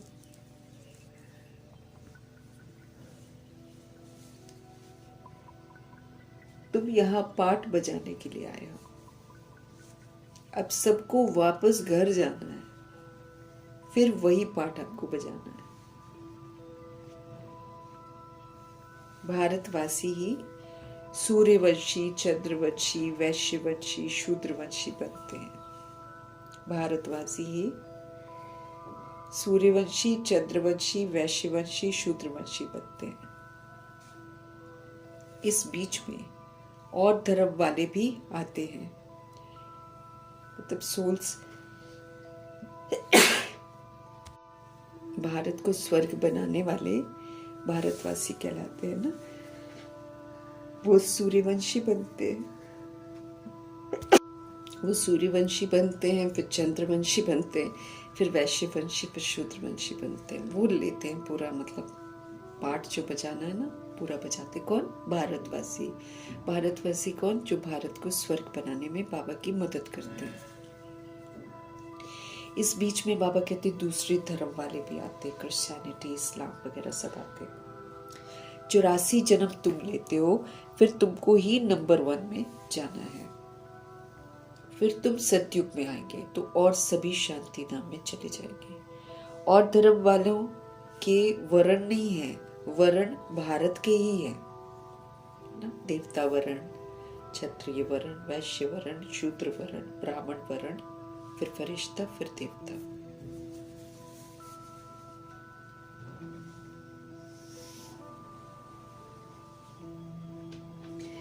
बाकी धर्म जो है उसमें वर्ण नहीं है, भारत में वर्ण है। तुम ही सूर्यवंशी, चंद्रवंशी बने थे, अभी ब्राह्मण वर्ण में हो, ब्रह्मावंशी ब्राह्मण बने हो। ये सारी बातें बाप बैठकर हमको समझाते हैं। जिनकी बुद्धि में धारणा नहीं हो सकती है ना, उनको कहते हैं कि तुम सिर्फ बाप को याद करो, फिर चलो और कुछ मत करो। जो धारणा नहीं कर पाती हैं आत्माएं, फिर बाबा उनको बोलते कोई बात नहीं, अब आप क्या करो, आप सिर्फ बाप को याद करो। जैसे बाप को जानने से बच्चे को मालूम पड़ जाता है ना, ये मिल्कियत है, तो बच्ची को तो वर्षा नहीं मिलता है दुनिया में, है ना। लेकिन यहाँ तो बाबा के सारे बच्चों को वर्षा मिलता है। क्यों? किसको मिलता है? आत्मा को मिलता है वर्षा। यहाँ देह को नहीं देखा जाता। यहाँ तुम सब शिव बाबा के बच्चे हो, सबका हक है। मेल अथवा फीमेल यहाँ नहीं देखा जाता है, सबका हक है। सबको सिखाना है कि शिव बाबा को याद करो। छोटे बड़े सबको याद दिलाना।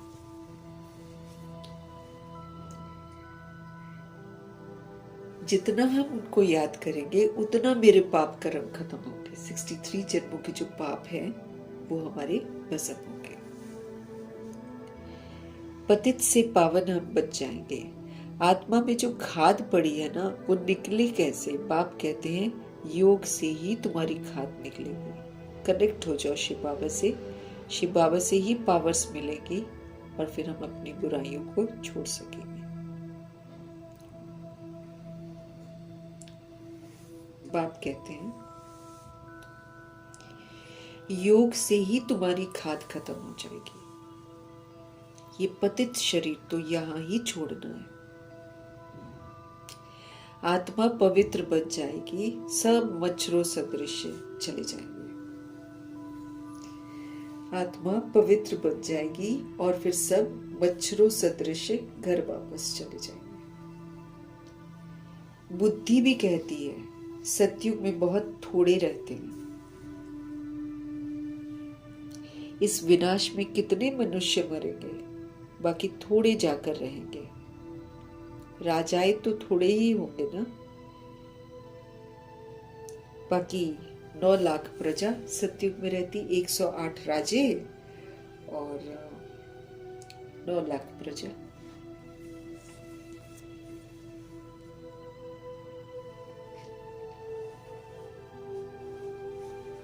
इस पर गाते भी हैं 9 लाख तारे, यानी 9 लाख तारे, स्टार्स मतलब प्रजा।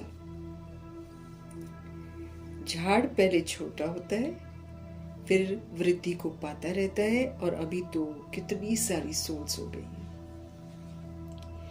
बाप आते हैं, सबका गाइड बनकर घर वापस लेकर जाते हैं। अच्छा, मीठे मीठे से खिलते बच्चों प्रति माता पिता बाप दादा का याद प्यार और गुड मॉर्निंग। रूहानी बाप की रूहानी बच्चों को नमस्ते। हम रूहानी बच्चों की भी रूहानी बाप को दिल से, जान से, सिख से, प्रेम से, अदब से, मोहब्बत से, प्यार भरी, मोहब्बत भरी, स्नेह भरी नमस्ते और तहे दिल से मीठे परमात्मा जी का धन्यवाद। धारणा के लिए मुख्य सार। योग अग्नि से विकर्मों की खाद को भस्म करके पावन बनना है। योग की अग्नि से विकर्मों की खाद को भस्म करके पावन बनना है। अब हमें वानप्रस्थ अवस्था में, अभी हमारी वानप्रस्थ अवस्था है, इसलिए वापस घर जाने के लिए हमको बिल्कुल कंप्लीटली सतो प्रधान बनना है। एकदम प्योर। ऊपर से हम नीचे आए थे, अब एकदम प्योर नीचे से ऊपर जाना है, एकदम कंप्लीट सतो प्रधान। इस कल्याणकारी युग में बाप समान दुख हरता सुख करता बनना है। औरों को भी रास्ता बताना है, औरों को भी परमात्मा से जोड़ देना, मतलब दुख हरता सुख करता का पाठ बजाना। अगर हम किसी सोल को परमात्मा से जोड़ देते हैं, उसका संबंध भगवान से जुड़वा देते हैं, तो मतलब हम मास्टर दुख हरता सुख करता का पाठ बजाते हैं। सदगुरु जी का वरदान। सदा कंबाइंड स्वरूप की स्मृति के द्वारा मुश्किल कार्य को सहज बनाने वाले डबल लाइट भव। सदा कंबाइंड स्वरूप की स्मृति के द्वारा मुश्किल कार्य को सहज बनाने वाले डबल लाइट भव। जो बच्चे निरंतर याद में रहते हैं, वे सदा साथ का अनुभव भी करते हैं कि भगवान मेरे साथ साथ है। जो भगवान को याद करते हैं, वो अनुभव करते हैं कि भगवान उनके साथ है। उनके सामने कोई भी समस्या आएगी तो अपने को कंबाइंड अनुभव करेंगे। प्रॉब्लम आएगी ना, तो वो अपने को कंबाइंड अनुभव करेंगे कि शिव बाबा मेरे साथ है।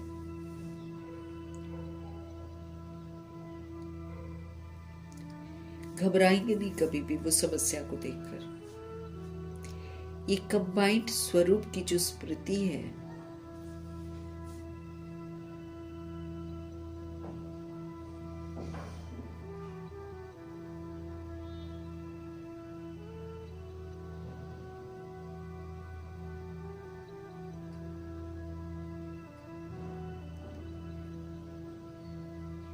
बाबा कहते हैं उनके सामने कोई भी समस्या आएगी ना, तो वो अपने को कंबाइंड अनुभव करेंगे, घबराएंगे नहीं।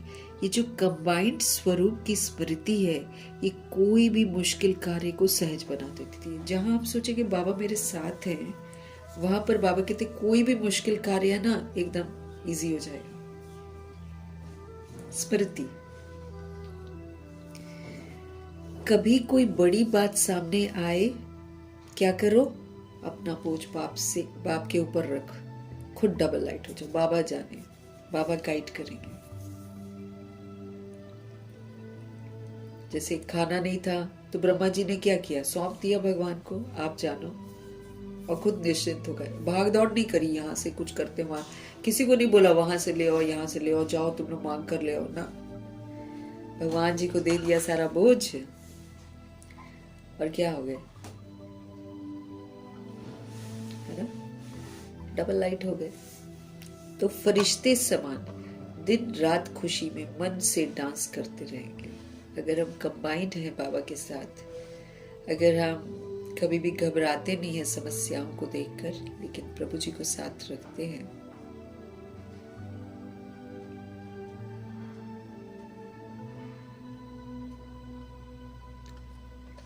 तो डबल लाइट हो जाओ। तो फरिश्ते समान दिन रात खुशी में मन से डांस करते रहेंगे। तो जो बच्चे निरंतर याद में रहते हैं वो सदा साथ का अनुभव भी करते हैं। उनके सामने कोई भी समस्या आएगी, अपने को कंबाइंड अनुभव करेंगे, घबराएंगे बिल्कुल नहीं। ये कंबाइंड स्वरूप की जो स्मृति है कोई भी मुश्किल कार्य को एकदम इजी बना देती है। कभी कोई बड़ी बात सामने आए, अपना बोझ भगवान को दे दो और खुद डबल लाइट हो जाओ, तो फरिश्ते समान दिन रात खुशी में मन से डांस करते रहेंगे, सेवा करते रहेंगे। स्लोगन: किसी भी कारण का निवारण कर संतुष्ट रहने और करने वाले ही तो संतुष्ट मणि है। कोई भी कारण आया उसका निवारण करना है, संतुष्ट रहना है, संतुष्ट करना है, संतुष्ट मणि बनना है। संतुष्ट रहकर संतुष्ट करना है, संतुष्ट मणि बनना है।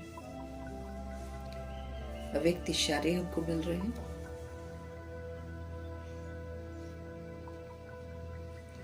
निश्चय के फाउंडेशन को मजबूत कर हमेशा निर्भय और निश्चिंत हमको बनना है। निश्चय बुद्धि बनना है ना, पक्का करा रहे भगवान। श्रीमद् प्रमाण हर कदम हो तो फिर बाबा कहते हैं सदा निश्चिंत रहेंगे। अगर श्रीमद् प्रमाण मेरा हर कदम होगा तो हम हमेशा निश्चिंत रहेंगे, और निश्चिंत हैं तो सदा एक्यूरेट डिसीजन लेंगे, क्या करना है क्या नहीं करना है। जब हमारा निर्णय यथार्थ होगा तो जीत। अगर हम एक्यूरेट डिसाइड करते ये करना है तो जीतेंगे ही ना। त्रिकालदर्शी आत्मा सदा निश्चिंत रहती है, क्योंकि उसे निश्चय है हमारी तो विजय हुई पड़ी है। जो त्रिकालदर्शी हैं वो हमेशा निश्चिंत रहती है।